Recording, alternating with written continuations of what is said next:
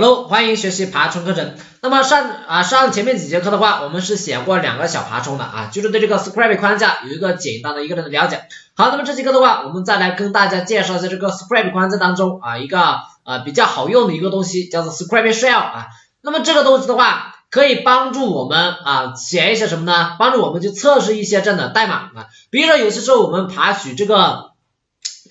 这样的数据下来，如果那么我们想要去提取这个里面的这个数据。那么有些时候的话，我们不知道我们写的这个规则是否正确，对不对？那么你要最简单的方式的话，就是直接运行一下我们这个爬虫，看一下 O 不 OK， 对不对？但是这种方式的话比较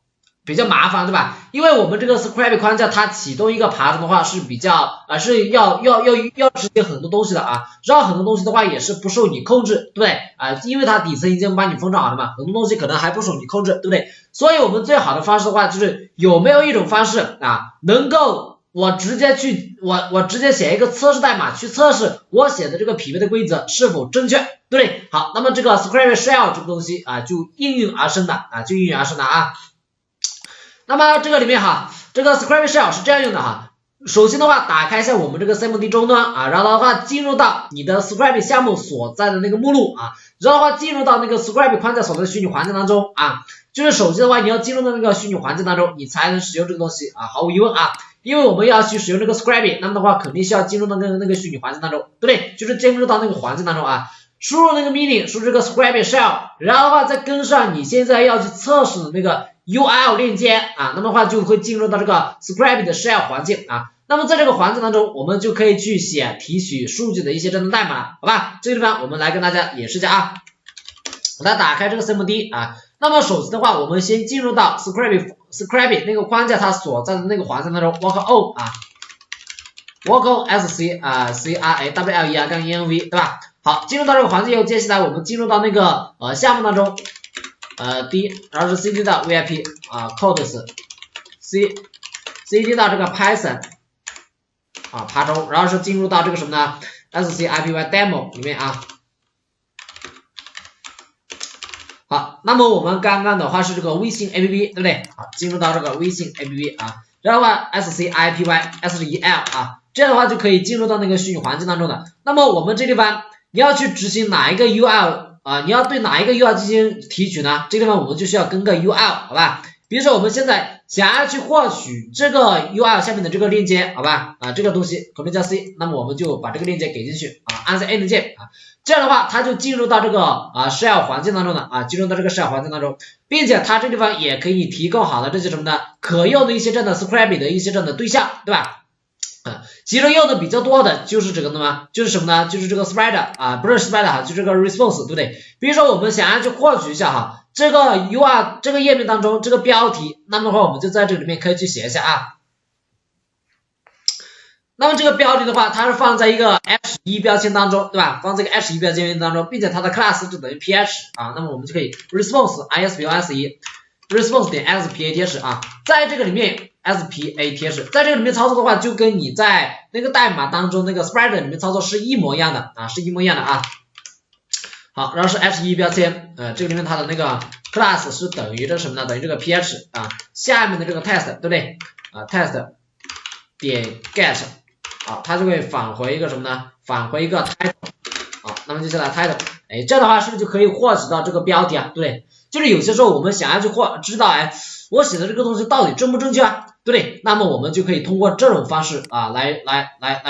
用一下，对不对？在这个里面你可以随便怎么去写随便怎么去写而且在这里面你还可以去导入一些第三方的库，比如说导入那个 beautiful sum， 对不对 ？from 这个 bs4 import 一下这个什么呢 beautiful sop 好，那么导入进来也是可以的，对吧？比如说 bs 等于这个或是 sop sop 等于这个什么呢？等于这个 beautiful sop 然后是这个 response 点 test 然后是这个 l 叉 mail 好，那么接下来我们就可以通过这个 sop 点 find 或者 find all 这些东西，对吧？比如说 find 它的这个什么呢 ？find 这个h1 标签，然后的话里面的这个什么呢？里面的这个attrs 它的这个标签的话是有什么呢？它的标签是这个 class 是等于这个 ph 的，对吧 ？ph 啊，好，那么这样的话就可以拿到这个标题的这个 tit21点那个title tag 啊，好，就可以拿到这个东西，对不对？好 ，title tag。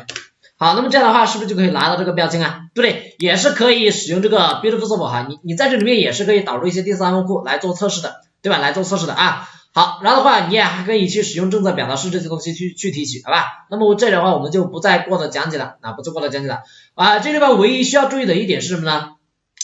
我们这个 Scrapy Shell 这个东西你可以在任何地方打开，但是的话啊。如果你想去读取某一个项目它里面的这些配置文件这些东西啊，那么的话你就必须要进入到这个项目所在的这个目录，再去打开这个 Scrapy Shell， 好吧？比如说我们这地方，我们进入到这个微信 APP 里面，那么你在它这地方的话就可以读取到这个 Settings 文件啊，看到它的这个什么呢？这个项目的名字是不是叫做微信 APP 啊？然后的话这个里面啊还有一些。其他东西啊也就都是在里面啊，反正如果你想要去读取这个项目里面的这个配置信息，那么的话你就进入到这个里面。如果你不进入到这个项目当中，那么它读到的就是一个空的一个这种东西啊。但是的话也不影响它去什么呢？也不影响我们这地方做的这些操作啊，也不影响我们做的这些操作，就是说去获取这些数据啊，去解析这些东西都不会影响，好吧？啊，这个大家是需要注意啊。那么这地方我们来做个笔记吧。